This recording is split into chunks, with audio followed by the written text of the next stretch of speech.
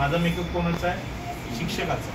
तुम्ही समोरून आल्यानंतर म्हणणार हे सर आहे, तुम्ही म्हणणार का तो दारुडे आला? दारुडे आल्या कोणाला म्हणणार? जो त्या पद्धतीने चालत असेल, जो त्या पद्धतीने बोलत असेल, त्या पद्धतीने त्याची ज्वेलरी असेल, त्याची ज्वेलरी हातात काही बॉटल, की त्याची काय झाली? ज्वेलरी झाली, बरोबर. तर दारुडे हा झाला मेकअप. का? कारण समजा तुमच्या मुलाला, तुमच्या मुलीला किंवा तुम्हाला स्वतःला एका नाटकामध्ये दारुड्याचा रोल करायचा, तुम्ही काय करणार? स्वतःला किंवा त्या व्यक्तीला हातात बॉटल, कपडे कसे असणार? मळलेले असणार. चालेल कसा तो? वेडा वाक, म्हणजे वेडं वाकडं चालणं हा त्याच्या मेकअपचा भाग आहे. सर असे चालतात, दारुडे असे चालतात, असा चालतो. शिवाजी महाराज कसे चालतात? शिवाजी महाराजांचा मेकअप कसा असेल?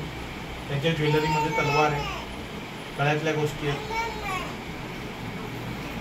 त्यांची टोपी वेगळ्या पद्धतीची आहे, बरोबर. त्यांची एक विशिष्ट पद्धतीने दाढी असेल, हा त्यांचा मेकअप आहे. आणि शिवाजी महाराजांची चालण्याची पद्धत वेगळी, सावित्रीबाईंची चालण्याची पद्धत वेगळी. सावित्रीबाईंचा मेकअप वेगळा, महात्मा गांधींचा चालण्याची पद्धत वेगळी, त्यांचा मेकअप वेगळा.